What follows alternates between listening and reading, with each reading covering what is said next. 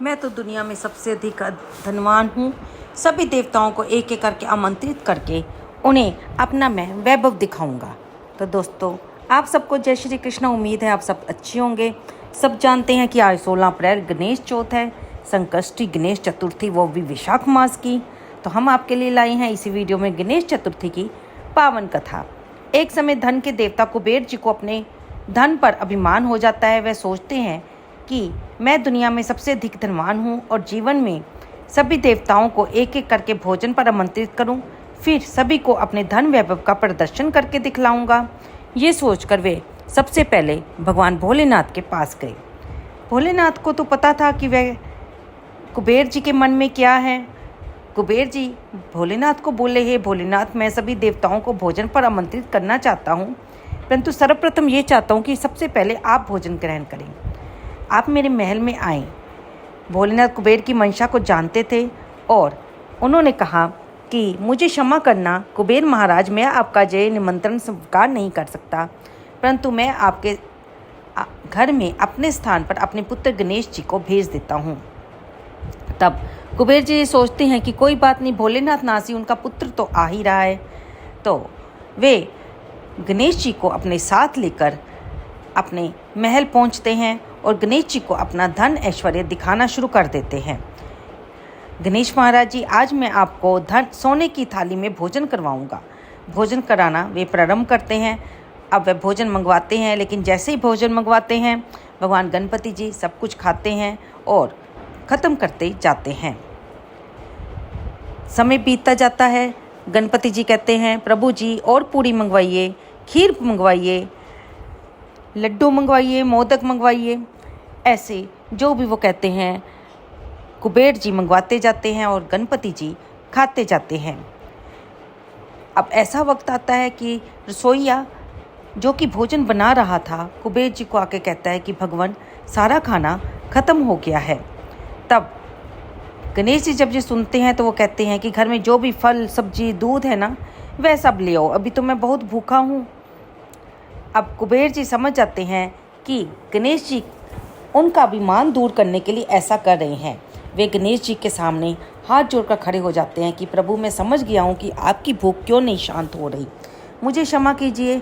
ये मेरा अभिमान है जो मैं आपको दिखाना चाहता था, मुझे अपने धन का वैभव का अहंकार था, कृपया मुझे क्षमा कीजिए, मैं अब अभिमान नहीं करूँगा।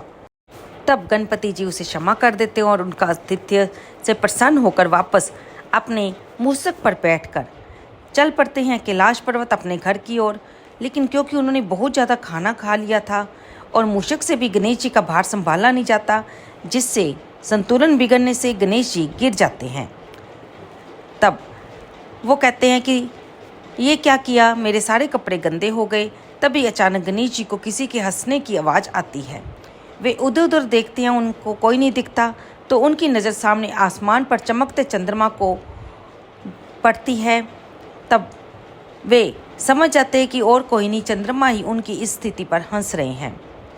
वे कहते हैं कि चंद्रमा को जो पूजा जाता है, तुम्हें अपनी सुंदरता पर घमंड है, इसलिए चंद्रदेव मैं तुम्हें श्राप देता हूँ कि तुम्हारी चमक कम हो जाएगी। अब चंद्र देवता को अपनी भूल का एहसास होता है। वे गणेश जी से माफ़ी मांगते हैं।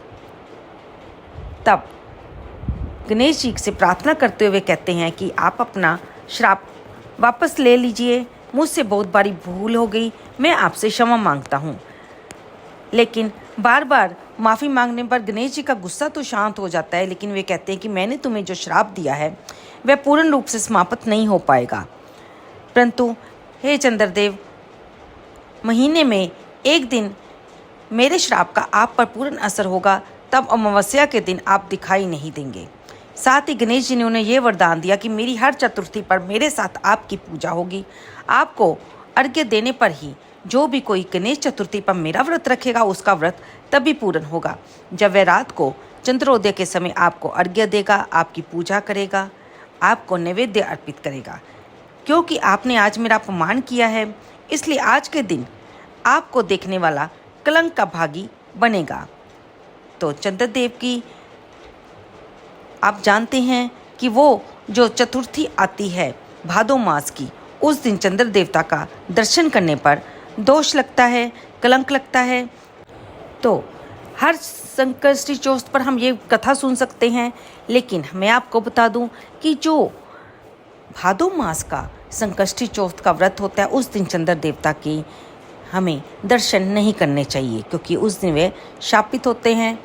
तो ये थी आज 16 अप्रैल पर आपने अगर व्रत रखा है या नहीं भी रखा तो इस व्रत की कथा को आप सुन सकते हैं। भगवान गणपति जी को याद करते हुए, उन्हें नमस्कार करते हुए इस व्रत की कथा को सुने। विशाख मास में अच्छे अच्छे नियम लें, भगवान के प्रति अपनी श्रद्धा और भक्ति बनाए रखें। इस मास में आप जो भी दान पुण्य करेंगे वह आपको अनंत गुना फल देगा, क्योंकि विशाख मास में आने वाले बहुत से दिन पवित्र होते हैं। एकादशी के व्रत, एकादशी के दिन, 11 का यानी कि पूर्णिमा का दिवस इसी विशाख मास में आती है। अक्षय तृतीया, जिसका मुहूर्त आपको किसी भी शुभ काम में निकालने की जरूरत नहीं पड़ती, अपने आप में वह अबूझा मुहूर्त होता है। तो दोस्तों, उम्मीद करती हूँ आपको ये वीडियो पसंद आई होगी। कृपया से लाइक करें, शेयर करें और कमेंट बॉक्स में जय गणपति देव लिखना बिल्कुल ना भूलें। धन्यवाद दोस्तों।